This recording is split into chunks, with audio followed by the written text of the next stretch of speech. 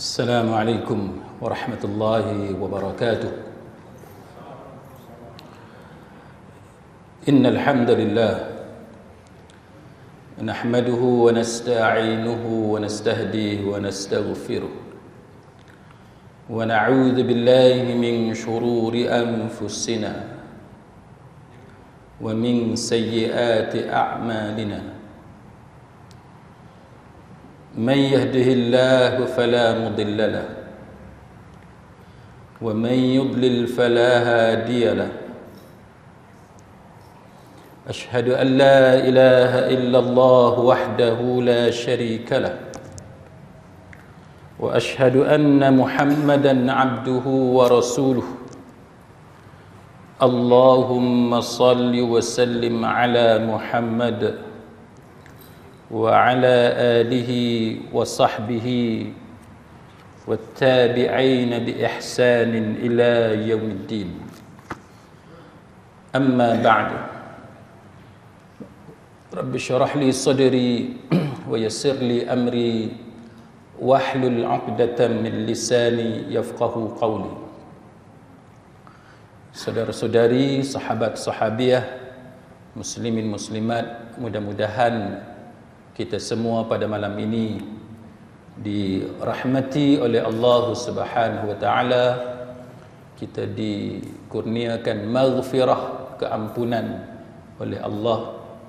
Dosa-dosa kita semua dimaafkan oleh Allah Subhanahu wa taala, dan kita sentiasa mengharapkan taufik dan hidayah daripada Allah Subhanahu wa taala.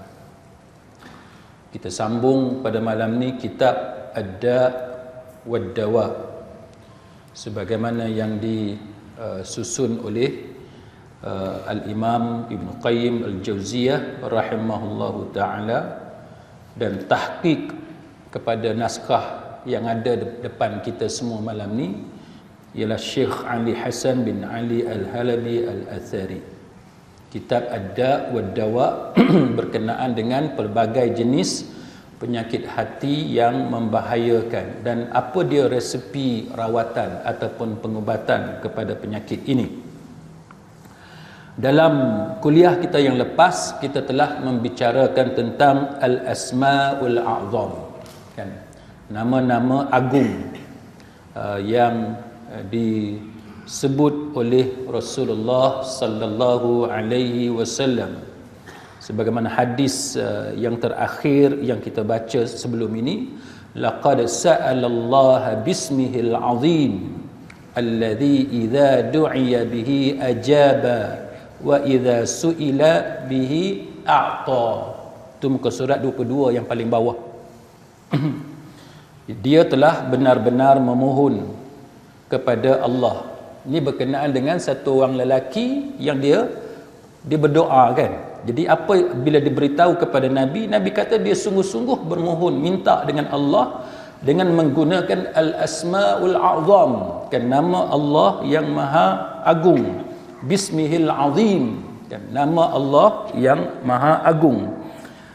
Jadi apabila kita menyebut nama itu dalam doa kita, maka Nabi kata idza du'iya bihi ajaba, jikalau nama itu digunakan untuk meminta, untuk berdoa, nescaya akan dikabulkan oleh Allah Subhanahu wa taala. Wa idza su'ila bihi a'ta, dan jika nama itu digunakan untuk meminta, nescaya akan diberi. Baik, jadi malam ni kita sambung daripada isu tersebut, maka kita masuk pada muka surat yang ke-23. Muka surat yang ke-23. Baik, dalam muka surat yang ke-23 ini, di dalam Jami'ut Tirmizi daripada Asma binti Yazid, dinukilkan bahawa Nabi sallallahu alaihi wasallam bersabda, Ismullahil a'zam fi hatainil ayatain. Dalam hadis ni Nabi sebut Ismullah, kan, Al-A'zam, nama Allah yang paling agung. Fi hataini ayatain, ada dalam dua ayat ni, fi hatainil ayatain, dalam dua ayat berikut. Ayat apa? Yang pertamanya Nabi sebut ayat wa ilahukum ilahu wahid la ilaha illa huwar rahmanur rahim. Itu ayat yang pertama Nabi sebut. Sebab apa tuan-tuan? Sebab apa itu al-asmaul azam ataupun ismullahil azim yang disebut oleh baginda Nabi? Maka sebagaimana yang kita mengaji sebelum ni, apabila dia mengandungi kebesaran Allah, keagungan Allah yang maha sempurna, maka itu ciri-ciri yang ada pada al-asmaul azam. Jadi kalau tuan-tuan tengok arti kalimat tersebut, wa ilahukum ilahu wahid, dan Tuhanmu adalah Tuhan yang satu, wa ilahukum, dan Tuhanmu ilahu wahid, Tuhan yang satu. Ini akidah tauhid, mentauhidkan Allah. Kita tahu bahawa antara pahala yang sangat besar apabila kita zikir dan kita doa, yang mana dalam zikir atau doa itu mengandungi akidah tauhid. Jadi start mula-mula itu dah akidah tauhid, wa ilahukum ilahu wahid, dan Tuhanmu adalah Tuhan yang satu ataupun Tuhan yang maha esa. La ilaha illa huwar rahmanur rahim, tidak ada ilah selain daripada Dia yang bersifat dengan sifat yang maha pengasih lagi maha penyayang. Itu dari surah Baqarah ayat 163. Kemudian yang kedua itu wa fatihati ali Imran. Wa fatihah maksud dia pembukaan, kan, pembukaan kepada Ali Imran, surah Ali Imran, iaitu dua ayat yang pertama. Dua ayat yang pertama itu adalah Alif Lam Mim, Allahu la ilaha illa huwal hayyul qayyum, kan, Alif Lam Mim, Allah la ilaha illa huwal hayyul qayyum, tidak ada ilah selain daripada Dia yang maha hidup, yang terus menerus. Al-Qayyum maksud dia yang terus menerus mengurus, atau yang kita ulas dalam kuliah kita yang lalu, yang maha berdiri dengan sendirinya ataupun yang terus menerus mengurus makhluknya. Surah Ali Imran ayat 1 hingga 2. Dan kata Imam Tirmizi berkenaan dengan hadis ini, status hadis ini hasan sahih. Baik, sidang hadirin mukminin, yang pertama kita tengok hadis ni dalam Jami'ut Tirmizi. Dalam Jami'ut Tirmizi dia sebut bahawa hadis ini adalah hadis yang diriwayatkan oleh satu orang nama dia Asma bin Yazid. Baik, bila kita tengok hadis ni tuan-tuan, Asma bin Yazid ni, kita nak kena berkenalan dengan nama perawi hadis ni yang nama dia Asma binti Yazid. Sebab kalau Abu Hurairah kita dah biasa dengar nama Abu Hurairah, kan. Kalau Ibnu Umar, Ibnu Abbas, kita ramai di kalangan kita dah biasa mengaji dan tahu dah sedikit sahabat-sahabat Nabi yang memang sudah popular nama dia. Malam ni tuan-tuan kita come across dengan satu nama perempuan yang menjadi perawi kepada hadis ni. Dan perawi hadis yang kita nak berkenalan malam ni tuan-tuan, dia satu perempuan, dia sahabiah. Dia salah seorang sahabat perempuan di kalangan kaum wanita, sahabat Nabi di kalangan kaum wanita, yang namanya adalah Asma binti Yazid. Bukan Asma binti Abu Bakar, tapi Asma binti Yazid. Baik, siapa dia Asma binti Yazid ni tuan-tuan? Asma binti Yazid ni, kalau nama penuh dia Asma binti Yazid bin Sakan bin Rafi' bin Imril Qais bin Abdul Ashhal bin Harith al-Ansariyah. Baik, dia ni satu orang perempuan di kalangan orang yang dimuliakan, satu orang yang mulia pada zaman Nabi sallallahu alaihi wasallam. Sebab apa dia satu orang yang mulia? Sebab dia antara kaum wanita di kalangan kaum Ansar yang awal yang beriman kepada Allah dan Rasul. Dan dia satu orang yang sangat alim dan ilmu dia luas. Dia seorang yang diakui akan ilmu dia. Dan ini disebut oleh salah seorang tokoh besar dalam mazhab Maliki, iaitu Imam Ibnu Abdul Bar rahimahullahu ta'ala, yang mana Imam Ibnu Abdul Bar dia cerita siapa dia Asma binti Yazid ni. Imam Ibnu Abdul Bar dia kata Asma binti Yazid ni adalah satu orang perempuan yang mana dia ni satu orang yang cerdas, satu orang yang cerdik. Selain daripada amalan agama dia ni satu orang yang beramal dengan amalan yang salih, seorang perempuan yang salihah. Dan kalau tuan-tuan tengok, ini antara ulasan yang kita kena ambil pelajaran, tuan-tuan sekalian. Kita kena ambil pelajaran. Apa dia pelajaran, tuan-tuan? Pelajaran yang paling penting daripada apa yang disebut oleh Imam Ibnu Abdul Bar tentang sahabat Nabi yang perempuan ini, nama Asma binti Yazid, dia kata dia ni satu orang yang cerdik, yang cerdas, lagi salihah. Maknanya apa, tuan-tuan? Maknanya ada orang yang tak berapa cerdik, kan? Ada orang dia memang lambat pick up. Ada orang dia susah nak faham. Jadi ada orang kita cakap sekali dia boleh faham dah. Dan dia boleh faham banyak benda daripada apa yang kita bagi tahu. Jadi kecerdasan tu sangat penting untuk kita menjadi satu orang yang mudah hadam berkenaan dengan sesuatu perkara. Kalau kita tengok sebagai contoh, tuan-tuan, kalau satu orang tu dia satu orang yang cerdas dan dia mudah hadam, maka dia tidak mudah untuk diperbodohkan.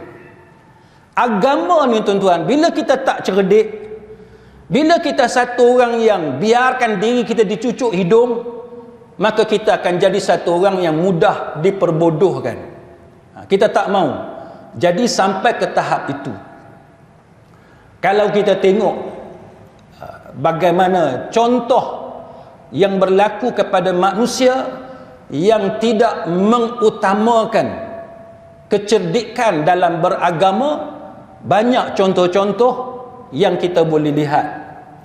Antaranya ialah apabila mereka dengan sebab kebodohan mereka, dengan sebab mereka tidak menjadi orang yang cerdas, orang yang bijak dan pintar dalam beragama, mereka akan menjadi satu orang yang taklid buta, kan, kepada alim ulama dan kepada ulama dan kepada mursyid tarikat yang batil lagi sesat. Ini antara natijah ataupun kita kata risiko yang akan berlaku kepada orang yang beragama tapi dia tidak menjadikan diri dia sebagai satu orang yang cerdik, yang pandai, yang ada ilmu.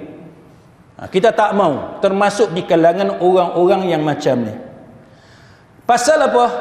Sebabnya ialah akhirnya orang yang macam ni, tuan-tuan, dia akan meninggalkan hadis-hadis Nabi kerana lebih mengutamakan petua-petua yang diberikan oleh syekh dia ataupun mursyid tarikat dia yang sesat lagi batil. Hak ni sangat bahaya.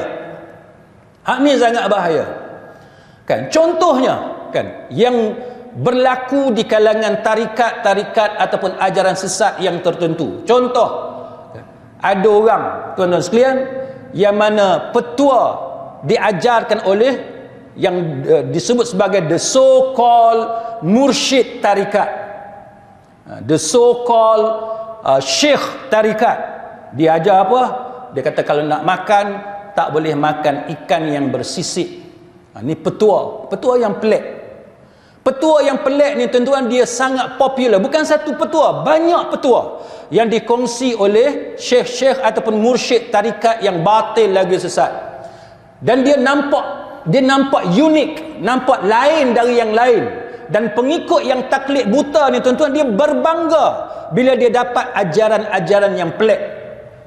Dia berbangga. Maka antaranya mereka diajar supaya tidak makan ikan yang bersisik. Pasal apa? Sebab itu adalah petua yang diajarkan oleh syekh ataupun mursyid tarikat. Maka dalam agama kita, tuan-tuan sekalian, benda yang dihalalkan oleh agama, kita tak boleh haramkan. Kita tak boleh haramkan. Sebab apa? Sebab itu menyebabkan kita mengharamkan perkara yang dihalalkan oleh Allah dan Rasul.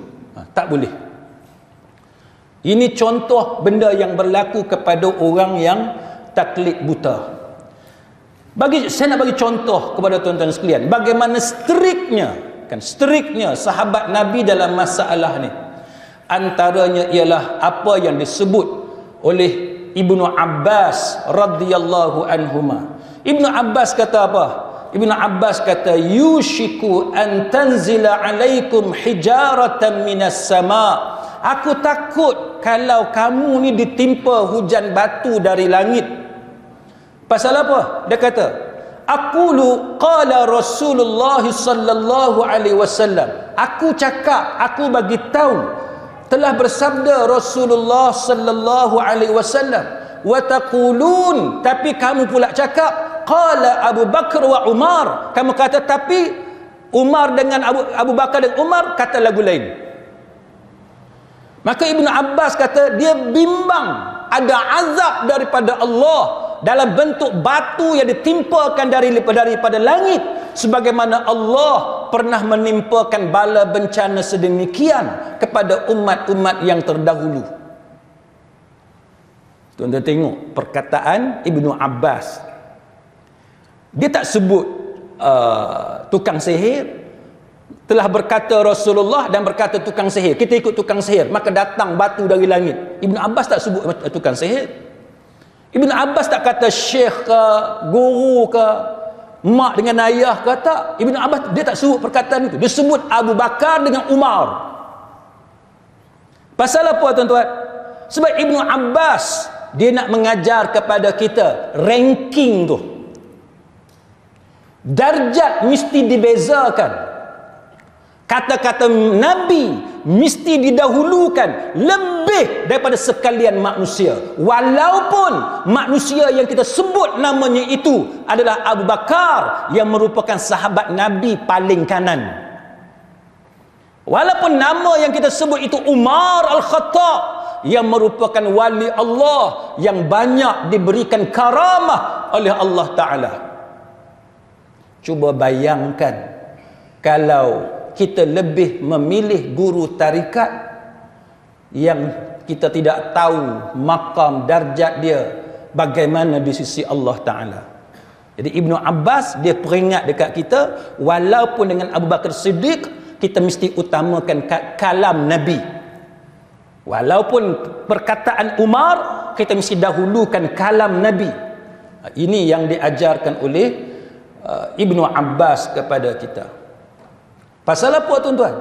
Sebabnya Ibnu Abbas dia ada berbeza pendapat dengan para sahabat berkenaan dengan haji mana yang lebih afdal. Haji mana yang lebih afdal? Ni kan musim haji. Kita cerita sikit pasal haji. Ibnu Abbas dia kata antara tiga haji itu, haji tamattu', haji ifrad, haji qiran. Ibnu Abbas kata yang lebih afdal adalah haji tamattu'. Tapi sahabat lain kata di sisi Abu Bakar dengan Umar haji ifrad lebih afdal. Itu yang menyebabkan Ibnu Abbas mengeluarkan kalam ini. Soal haji mana lebih afdal, tak apalah kita letak tepi, yang tu kena tajuk lain. Tapi nak bagi contoh dia punya background, latar belakang kata-kata Ibnu Abbas itu berpunca daripada perbezaan pendapat di kalangan sahabat, haji mana lebih afdal, tamattu' ataupun ifrad. Itu yang menyebabkan Ibnu Abbas dia kata dengan kata-kata ni, dia kata aku sebut qala Rasulullah, kan, kamu sebut qala Abu Bakar wa Umar. Maka dia bimbang kalau turun bala Allah dari langit, bukan pertelingkahan dengan kumpulan politik ke, dengan tarikat, dah, hanya antara sahabat dengan sahabat. Maka cuba kita bayang, tuan-tuan, kalau hari ni orang kita lebih mengutamakan kalam tok guru yang kata selak kain boleh jumpa Nabi. Ini lagi teruk. Hak kata dengan dakwaan-dakwaan hak pelik-pelik ni. Maka sebab tu tuan-tuan, kita kena jadi satu orang yang cerdik dalam beragama, cerdas dalam beragama. Sebagaimana Asma binti Yazid dalam beragama, dia jadi seorang yang cerdas. Bila tak cerdas ni, dia banyak problem lah.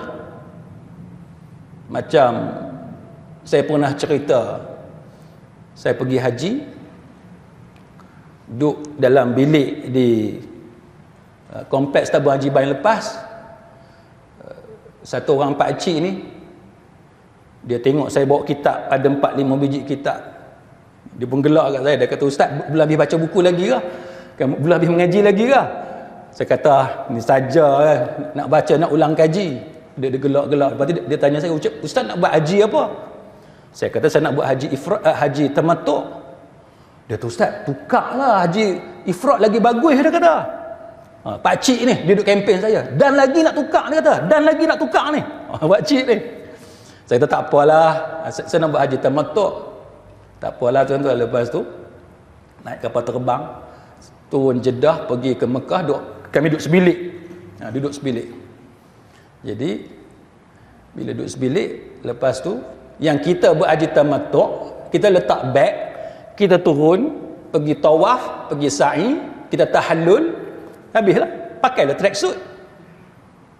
Pakcik ni masa di bilik di Bain Lepas tu, dia duduk cerita dah. Dia kata, "Saya mengaji dua tok guru," dia kata. Dua tok guru kata hak afdal haji ifrat, dia kata. Atau dia duduk kempen suruh saya buat haji ifrat. Dia tak apalah. Jadi bila kita sampai kat bilik hotel, saya pun pergi perhabis umrah saya, buat tawaf, sa'i, lepas tu tahallul, pakailah tracksuit dengan t-shirt. Pakcik ni tengok saya pakai tracksuit dengan t-shirt, dia pun pakai tracksuit dengan t-shirt juga. Yang saya tak teringat dah yang dia ni buat haji ifrat, saya tak teringat dah tuan-tuan. Kita jumpa ramai orang, kita tak ingat dah. Bini dia masuk dalam bilik. Tuan-tuan tahu lah, pakcik-pakcik ni, orang tua ni, dia memang orang kata ada immunity kan. Tak ada siapa boleh marah dia. Dia nak masuk bilik kita, dia masuk, dia main terpa gitu yang makcik tu. Bila dia tengok suami dia, pakcik tu duduk sebelah katil dengan saya tuan-tuan, dia jekah laki dia. Dia tahu, "Woi," dia kata dekat laki dia, "Woi, mana boleh pakai tracksuit?" Dia kata. Pakcik ni, dia terkejut lah, bini dia marah tengking dia. Dia kata, "Tu ustaz pakai tracksuit." Dia tala kat saya pula. Saya kata, habislah aku kena marah di makcik ni pula. Kan? Dia kata, "Ikut orang apa?" Dia kata, "Hang buat haji ifrat mana boleh pakai tracksuit?" Saya kata, "Sudah pakcik ni." Dia kata dia mengaji dengan dua tok guru. Dia mengaji dengan dua tok guru, lah dia ikut saya juga pakai tracksuit. Ni masalah haji ifrat dengan haji tamattu'. Tak apalah tuan-tuan. Jadi mazhab Syafi'i memanglah dia sebut haji ifrat. Ulama Hanabilah dan sebagainya kata haji tamattu'. Tapi ni contoh. Nak cerita kepada tuan-tuan, penting kita ni faham agama dengan cara yang betul, supaya kita tidak mudah diperbodohkan. Supaya kita tidak mudah diperbodohkan. Dan kecerdasan dalam beragama inilah yang dimiliki oleh Asma, yang menjadi perawi dalam hadis, yang menjadi perawi kepada hadis yang kita mengaji pada malam ni tuan-tuan. Dia Asma ni, dia memang satu orang yang diceritakan oleh para ulama, dia ada banyak kelebihan dia. Antaranya Asma binti Yazid ni juga, dia pernah menghadiri Bai'atul Ridwan, dia pernah berbai'ah bawah pokok tu kan, dia pernah menyaksikan Fath Makkah kan, dan juga Khaybar, dia pernah menyaksikan perang Yarmouk dan sebagainya. Ini antara contoh kelebihan yang ada kepada Asma binti Yazid. Jadi sebahagian ulama cerita bahawa hadis-hadis yang diriwayatkan oleh Asma ini sebanyak 81 hadis. Banyak hadis yang diriwayatkan oleh Asma binti Yazid. Sebab apa? Sebab antara kelebihan Asma, kerana dia banyak jumpa dengan Nabi dan dia minta penjelasan daripada Nabi tentang hukum hakam. Ini antara kelebihan yang dimiliki oleh Asma binti Yazid. Jadi kita tuan-tuan sekalian, lagu itulah bila kita belajar hadis, kita tengok ada nama-nama tertentu yang kita tak biasa dengar, cuba kita belajar sesuatu daripada mereka selain daripada nama-nama yang kita dah familiar yang menjadi perawi hadis. Jadi itu antara latar belakang Asma binti Yazid. Baik, maka dalam hadis ni tuan-tuan sekalian, apa yang diceritakan dalam hadis ini, kalau tuan-tuan tengok di bawah tu nota kaki nombor 33 itu, ini penting sebab kita belajar kitab yang pentahqiq dia adalah Syekh Ali Hasan bin Ali Al-Halabi. Dia sebut di sini bahawa hadis ni dalam Jami'ut Tirmizi.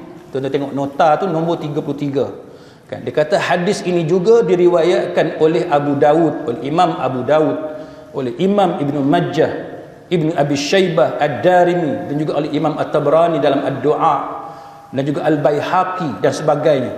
Dan dia sebut dalam sanad hadis ni ada nama Ubaidullah bin Abi Ziyad dan Syahr bin Hausyab, yang mana kedua-duanya dhaif. Kedua-duanya dhaif. Baik. Walaupun tuan-tuan sekalian, kitab yang kita mengaji malam ni, kitab Ad-Da' wa Dawa, yang ditulis, yang disusun oleh Imam Ibn Qayyim Al-Jauziyah rahimahullahu ta'ala, tapi ada juga yang dhaif, kan? Ada juga riwayat yang dhaif. Cuma walaupun hadis ni dia dhaif, tapi dia ada penguat. Dia ada penguat. Tuan-tuan boleh tengok nota kaki tu, dia tulis hadis ini, namun hadis ini mempunyai penguat yang diriwayatkan oleh Imam Ibn Majah, oleh At-Tahawi, oleh Al-Hakim, At-Tabrani, dan juga Al-Baihaqi daripada Abu Usamah dengan sanad hasan.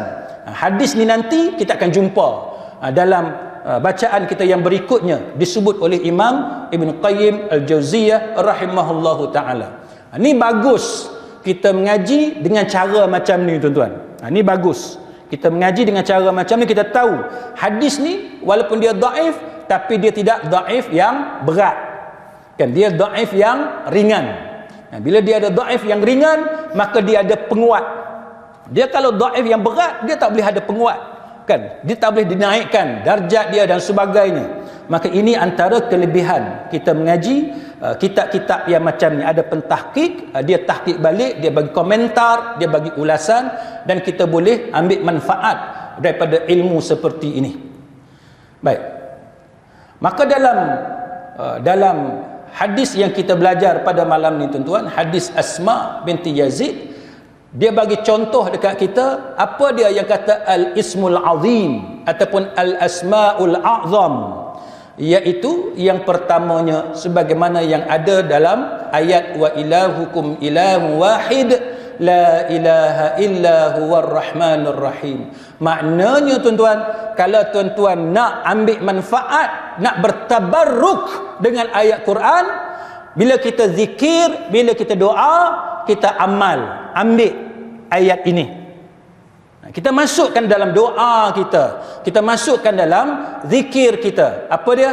Ni ayat ini, wa ilahukum ilahu wahid la ilaha illa huwar rahmanur rahim. Ini satu, kan? Jangan tinggal. Yang kedua iaitu permulaan kepada Ali Imran, iaitu alif lam mim Allahu la ilaha illa huwal hayyul qayyum. Jadi kita baca al-ismul azim ini ataupun al-asmaul a'zam ini untuk kita bertabarruk. Dan kita orang yang mengaji hadis, kita mengaji sunnah dengan cara betul, kita tahu cara bertabarruk yang betul. Orang lain dia bertabarruk yang dia pandai ambil Quran letak dekat dada. Kita tak kata yang tu sesat dah, kita tak kata yang tu sesat, tapi kita nak kata tabarruk yang paling tepat dengan Quran bukan sekadar letak atas dada. Nak letak atas dada boleh, bukan tak boleh. Letak, kita pegang, kita sayang Quran, kan? Kita letak dada, bukan tak boleh.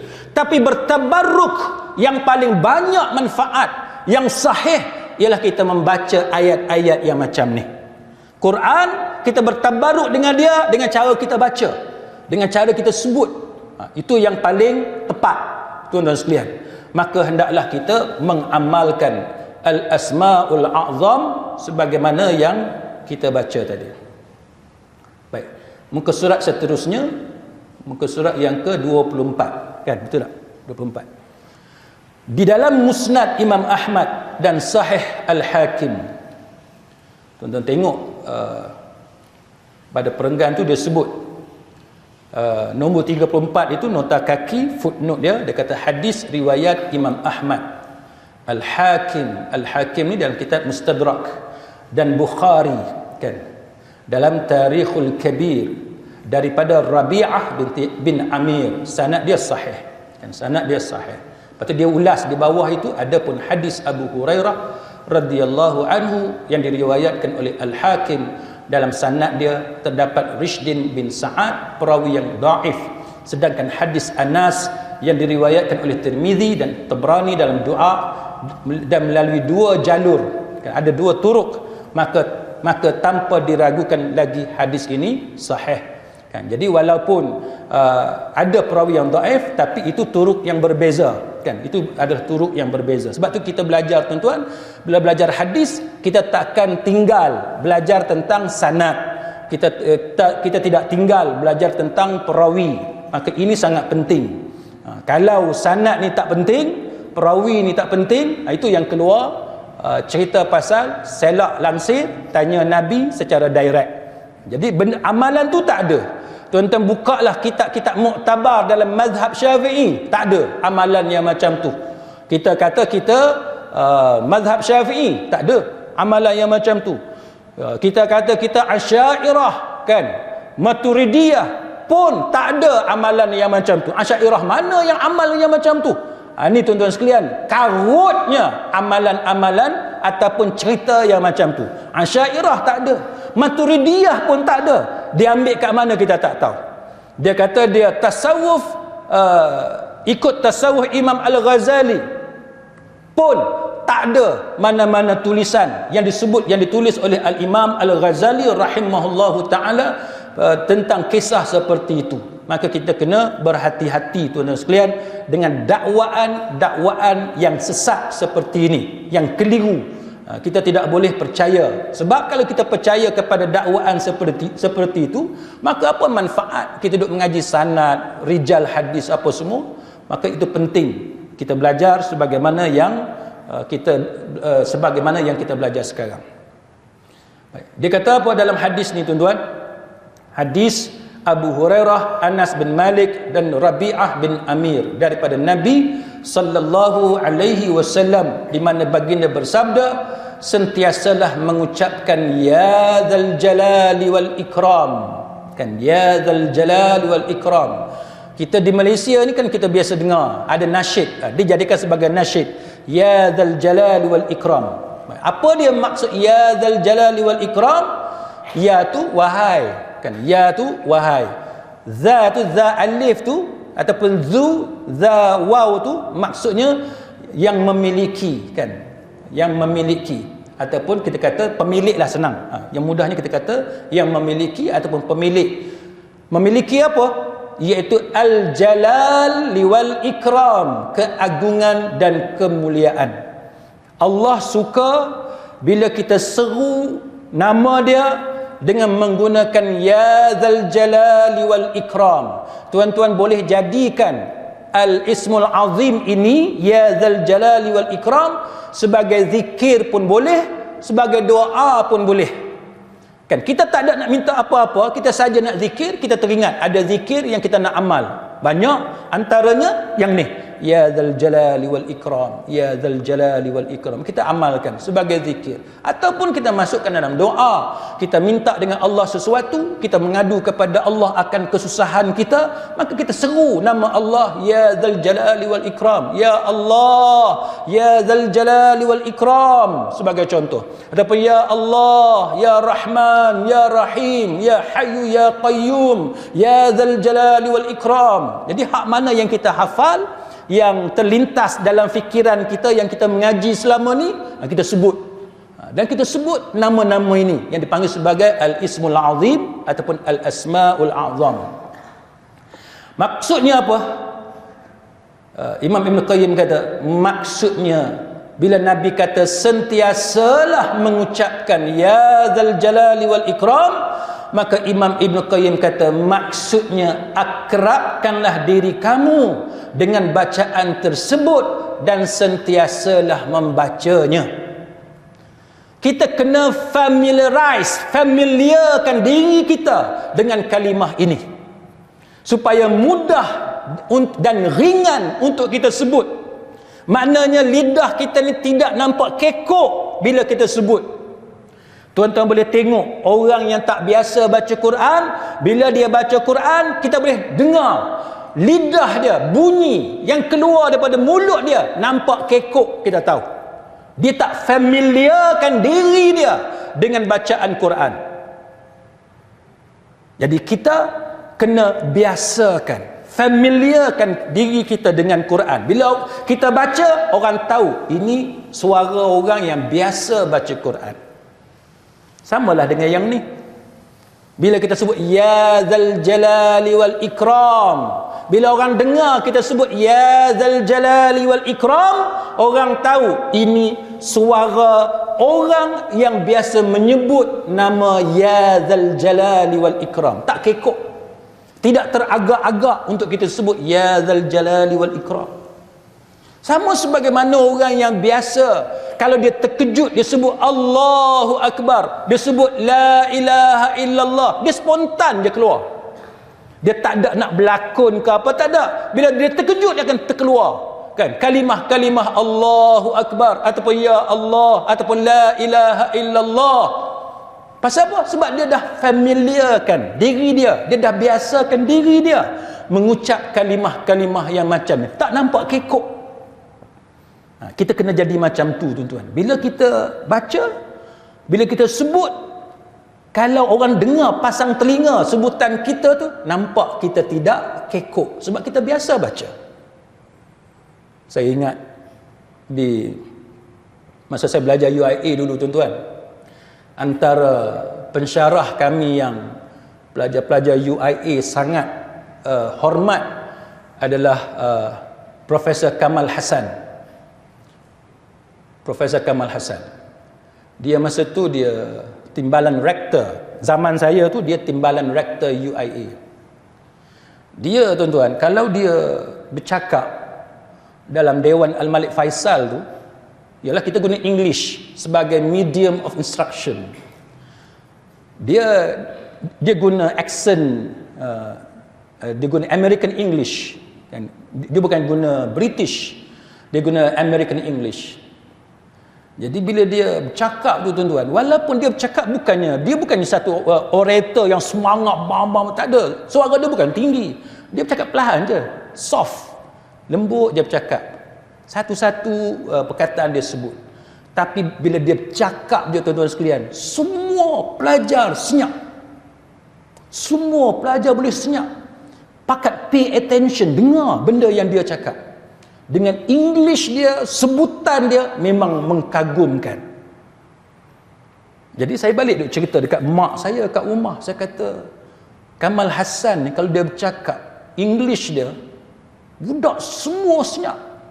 Tambah pula dia pandai Arab kan, dia boleh campur dengan ayat Quran, dengan hadis apa semua. Jadi sangat unik ucapan dia.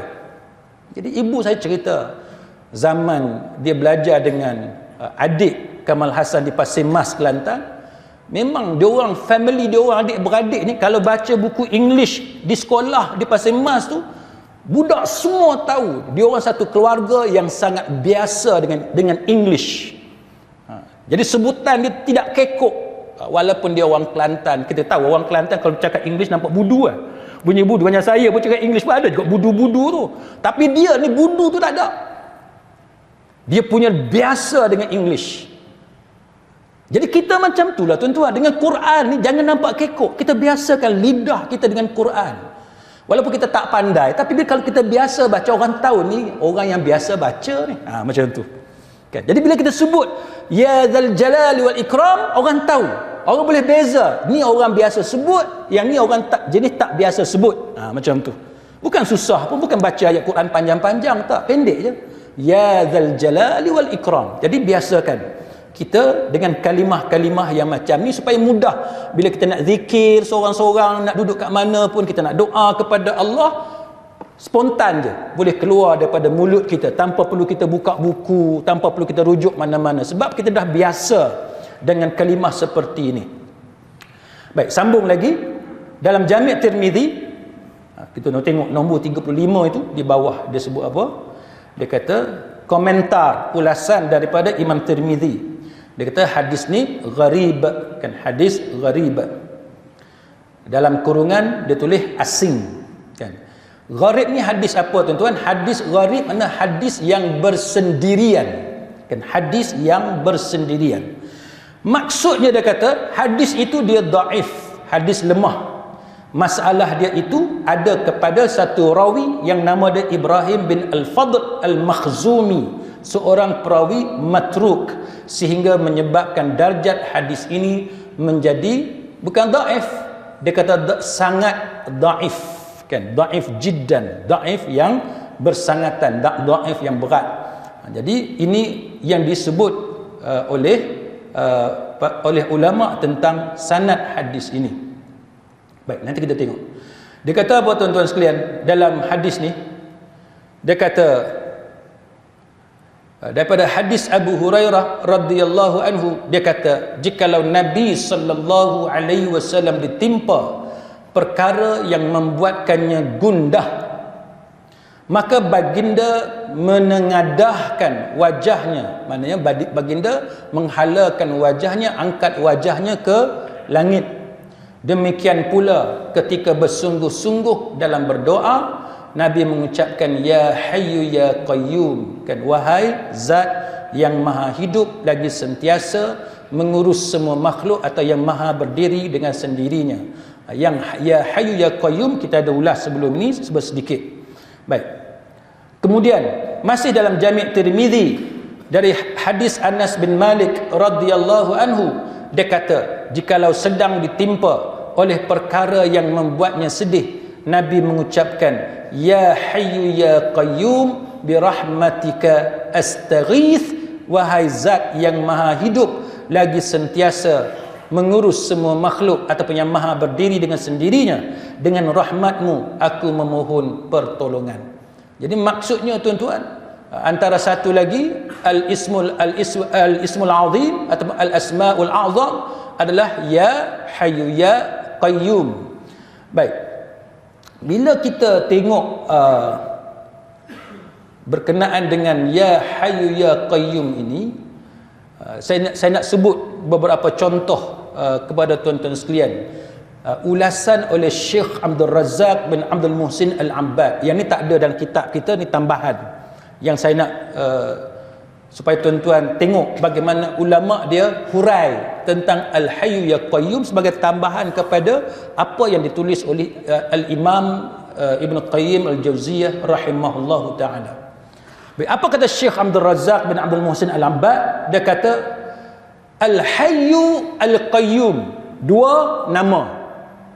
Al-Hayyu satu nama, kan, yang maha hidup. Al-Qayyum tu yang kedua, ada dua nama, Al-Hayyu dengan Al-Qayyum. Maka dua nama ni, Al-Hayyu Al-Qayyum ini, bila kita seru, kita kata ya Hayyu Ya Qayyum, kan, wahai yang maha hidup lagi maha berdiri dengan sendirinya, ataupun yang maha hidup lagi maha mengurus, mentadbir alam dan makhluk ini dengan sendirinya. Maka dua nama ini tuan-tuan sekalian diulas oleh Syekh Abdul Razak bin Abdul Muhsin Al-Abbad. Apa kata dia? Syekh Abdul Razak kata dua nama ni, Al-Hayyu dengan Al-Qayyum, sering kali kita jumpa. Al-Hayyu dengan Al-Qayyum, dua nama sering kali kita jumpa, dia pair, dia dipasang, berpasangan dalam Quran, selalu digandingkan dalam Quran. Dia kata tiga tempat, Syekh Abdul Razak kata ada tiga tempat dalam Quran dua nama ini digandingkan oleh Allah Subhanahu wa taala. Dekat mana? Yang pertamanya dia kata dalam ayat kursi. Ayat kursi, Allahu la ilaha illa huwal hayyul qayyum. Apa dia? Allah, tidak ada ilah, tidak ada Tuhan yang berhak disembah melainkan Dia, kan, yang maha hidup lagi maha mengurus, berterusan mengurus makhluknya. Baik, itu kalau kita guna terjemahan yang maha mengurus, berterusan mengurus makhluk dia.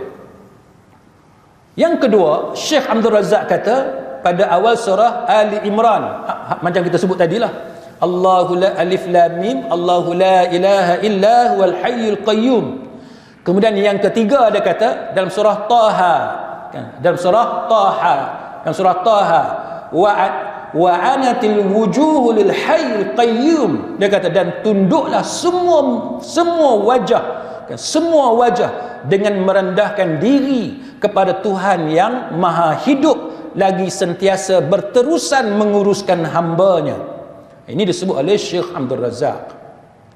Baik, berkata Syekh Sa'id bin Waf Al-Qahtani, dia kata apa? Dia kata bila sebut Al-Hayyu, maksud dia yang maha hidup, yang maha sempurna, hidup dengan penuh kesempurnaan.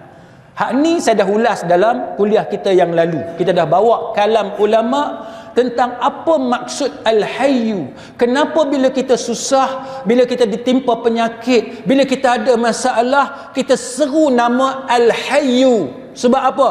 Sebab Al-Hayyu ni dia bagi gambaran kepada kita bagaimana sempurnanya Allah. Kita tuan-tuan hidup juga. Kita pun hidup juga. Tapi hidup kita ni banyak cacat celah, banyak kekurangan, banyak terdedah kepada pelbagai risiko. Betul tak? Tuan-tuan silap makan, boleh mati. Tuan-tuan tak jaga diri tuan-tuan, boleh mati. Tuan-tuan guna jalan raya dengan cara tak ikut undang-undang, bawa kereta atau lintas jalan dengan tidak berhati-hati, boleh mati, aksiden. Hidup kita hidup, tapi hidup kita terdedah kepada pelbagai kemungkinan. Kita hidup tapi penuh dengan kesedihan. Saya pernah jumpa orang tuan-tuan sekalian, wajah dia tak pernah tergambar gembira. Tengok muka dia kita tahu, raut wajah dia kita tahu dia satu orang yang sedang bergelumang dengan kesedihan.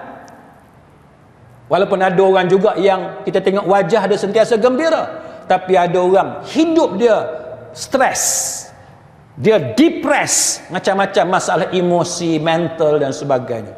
Jadi beza hidup kita dengan Allah yang kata Al-Hayyu.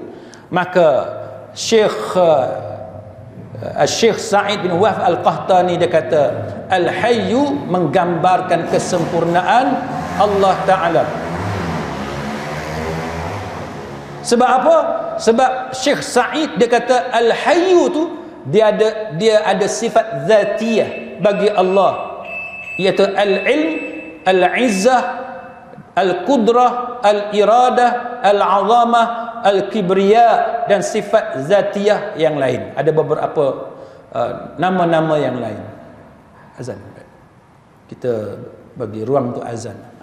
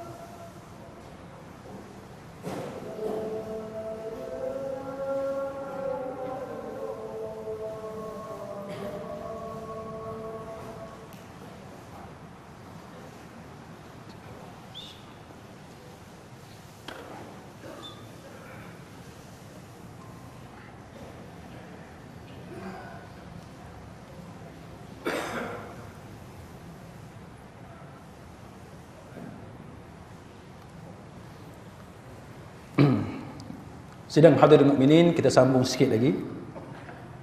Apa kata Syekh Sa'id bin Wahf Al-Qahtani bila menceritakan tentang nama Allah Al-Hayyu, untuk mengatakan bahawa itu mengandungi kesempurnaan yang ada pada Allah. Kenapa dia menjadi salah satu daripada Al-Asma'ul A'zam?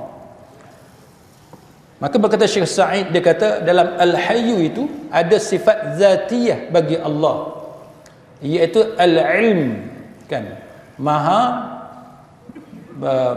mengetahui, ilmu, kan, al-izzah, yang kemuliaan, maha mulia, kan, al-qudrah, kan, kemampuan. Kita mampu juga, kan, kita mampu, Allah Ta'ala juga mampu. Tapi bila Allah kita sebut, bahasa Melayu kita sebut maha berkemampuan. Sebab apa tuan-tuan? Sebab mampu kita, kemampuan kita ada limitasi, kan, kita ada sempadan, ada had. Kita mampu tapi ada had. Allah, kemampuan Allah tidak ada had. Jadi bila kita sebut Al-Hayyu, maka ulama seperti Syekh Sa'id dia kata kita kena gambarkan kesempurnaan Allah Ta'ala itu. Antaranya dalam Al-Hayyu itu dia ada kudrah, kan, Al-Qudrah, yang mana Allah dia mampu segala-galanya. Tidak ada siapa yang boleh menahan kemampuan Allah Subhanahu Wa Ta'ala. Kita mampu, kan? Kita mampu macam-macam benda tuan-tuan. Doktor, apa yang doktor mampu? Dalam dia punya subspecialist, kan, sub kepakaran dia mampu bedah orang dalam bidang dia dan sebagainya. Tapi dia tetap terdedah kepada kemungkinan kesilapan. Saya belajar tentang medico legal, kan, kita jadi lawyer tuan-tuan. Salah satu benda yang kita belajar tentang medico legal, kita belajar tentang isu-isu perundangan yang melibatkan bidang perubatan. Antara benda yang kita belajar dalam medico legal ialah professional negligence dan juga medical negligence, kecuaian perubatan. Apa dia kecuaian perubatan tuan-tuan? Kecuaian yang dilakukan contohnya oleh doktor, oleh kaki tangan perubatan dan seumpamanya. Padahal diorang ni tuan-tuan sangat pakar dah. Sangat pakar. Ada SOP macam-macam, tapi tetap silap. Sebab apa? Sebab kita makhluk, kita manusia, tetap buat silap. Saya bagi contoh kat tuan-tuan, benda yang biasa berlaku dalam OT. OT ni operation theatre ataupun operating theatre, OT, dalam Dewan Pembedahan. Masuk-masuk, apa alat yang ada kita tahu dah, kan? Gunting ke, pisau ke, kan, jarum ke, apa-apalah, semua ada senarai. Kapas banyak mana, semua ada dah. Bila selesai pembedahan, kena kira balik semua tu. Kena kira balik. Pasal apa kena kira balik? Pasal contohnya takut ada barang hak kita guna tertinggal dalam tubuh badan pesakit kita. Kita bedah dia, buh kapas apa semua, alat-alat apa semua, nanti bila kita katup, kita jahit, tertinggal barang dalam tu. Kita ada SOP yang mesti dipatuhi oleh pakar perubatan terlibat, pakar bedah, surgeon dan sebagainya, jururawat dalam OT dan sebagainya. Tapi tuan-tuan baca dalam medico legal, ada tak kes berlaku kecuaian? Ada. Tak kira ke? Baru pandai bedah orang ke? Hari pertama bedah orang ke? Tak, berpuluh tahun. Tapi kesilapan tetap berlaku. Pasal apa? Kerana kita manusia. Kita alim macam mana sekalipun, kita ada skill yang hebat macam mana sekalipun, kesilapan tetap berlaku.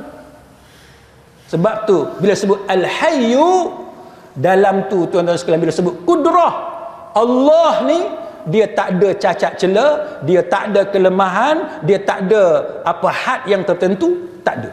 Kekurangan, kesilapan tak ada. Berbeza dengan kita.